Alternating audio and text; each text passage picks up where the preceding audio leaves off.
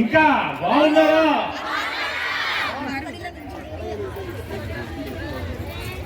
పెద్దలు తెలుగుదేశం పార్టీ రాష్ట్ర ప్రధాన కార్యదర్శి 42వ వార్డు ఎప్పుడు కూడా తెలుగుదేశం పార్టీ కంచుకోట.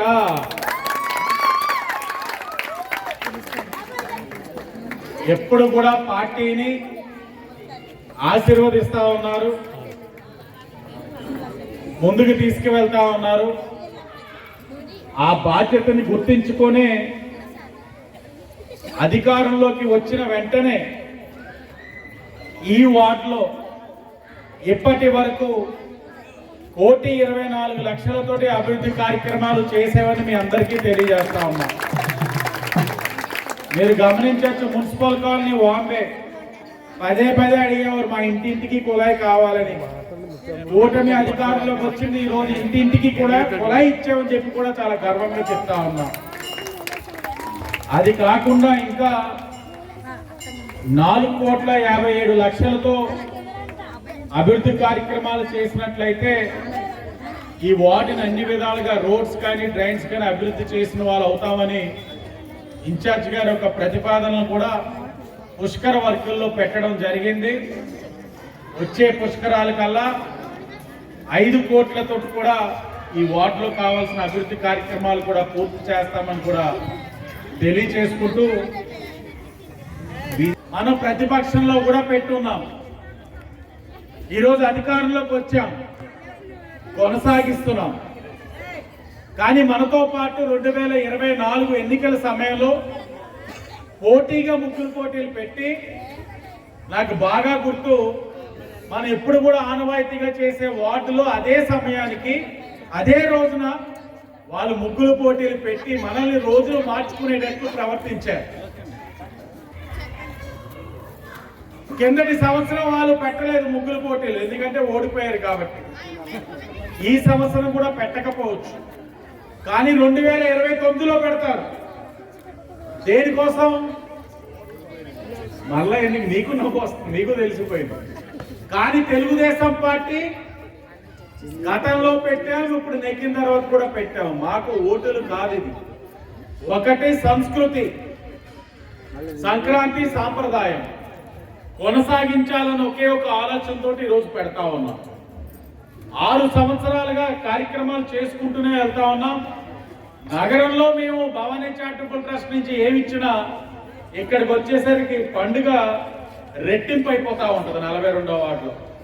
ఎందుకంటే స్మితా గారి యొక్క కానుకలు ఎక్కువ అవుతా ఉంటాయి, గణికృష్ణ గారి కావు. మా అక్క కానుకలు ఎక్కువ అవుతా ఉంటాయి,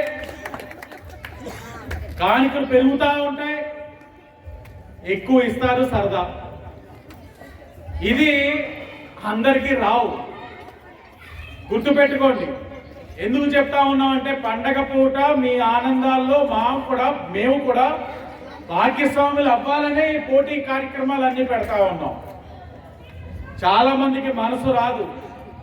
ముగ్గుల పోటీలు అంటే చాలా మంది ఎలా చూస్తారంటే ఓట్ల కోసం చేసే కార్యక్రమం కింద చూస్తారు, లేకపోతే వాళ్ళు వ్యక్తిగత ఇమేజ్ పెంచుకోవడానికి చూస్తారు. కానీ మేము పండగ పూట సరదాల కోసం చూస్తా ఉన్నాం, సంస్కృతి కోసం చూస్తా ఉన్నాం, మీ ఆనందాల కోసం చూస్తా ఉన్నాం. పండగ అనగానే ఆడవాళ్ళందరూ వంటింటికే పరిమితం అయిపోతా ఉన్నారు, మగవాళ్ళందరూ కూడా కోడి పందాలకు పరిమితం అయిపోతా ఉన్నారు. బట్ ఆడవాళ్ళకి కూడా ఊరట ఉండాలి, రివర్స్ అవుతా ఉంది. నిజమే, కోడి పందాలకు వెళ్తా ఉంటే నా సోదరిమణులు కూడా చాలా మంది కనబడతా ఉన్నారు, ట్రెండ్ మారుతా ఉంది. కానీ పండగ పూట మీ అందరిలో కూడా కాసంత ఊరట ఉండాలి, సమయం ఎలాగా తీసుకోవాలి, ఈ ముగ్గుల పోటీలు పెట్టాలని చెప్పి కొనసాగిస్తా ఉన్నాం. అలాగే ఈ పోటీలు పెట్టడం కూడా అంత సులువైన పని కాదు, చాలా కష్టమైన పని. నేను కానీ గణికృష్ణ గారు కానీ ఎక్కడైనా జరిగితే వెళ్తున్నాం, ముగ్గులు చూస్తున్నాం, జడ్జిమెంట్ ఇచ్చే సమయంలో నుంచుంటున్నాం, ఒక 2-3 నిమిషాలు మాట్లాడుతున్నాం. కానీ ఈ ముగ్గుల పోటీలు, గంగిరెద్దులు కానీ, భోగి మంటలు కానీ, గడిలు గీయడం కానీ, మీకు నెంబర్లు ఇవ్వడం కానీ తర్వాత జడ్జిమెంట్ ఇప్పించడం కానీ ఇవన్నీ చెయ్యాలి అని అంటే చాలా సాహసోపేత నిర్ణయం ఇది. ఇంత అలా జరుగుతుందంటే కేవలం ఒకే ఒకటి, ఈ నియోజకవర్గంలో తెలుగుదేశం పార్టీ నాయకులు క్షేత్రస్థాయిలో బలంగా ఉన్నారు కాబట్టి జరుగుతూ ఉంది.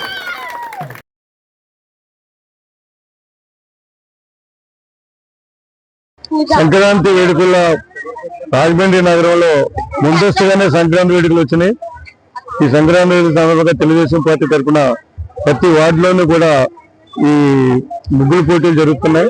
ముగ్గురు పోటీల్లో మహిళా మహిళలు చాలా ఉత్సాహంగా పాల్గొంటూ తెలుగుదేశం పార్టీ కూటమి నాయకత్వాన్ని ఉద్దేశిస్తూ అందరూ కూడా చాలా బాగా ముగ్గులు పెట్టారు. నిన్న అక్కడే చూశాను, పవన్ కళ్యాణ్ గారి అభిమానట ఆవిడ చేయి పవన్ కళ్యాణ్ అని చెప్పేసి ఆవిడ కూడా చెప్పినారు పవన్ కళ్యాణ్ అభిమానం అని చెప్పింది.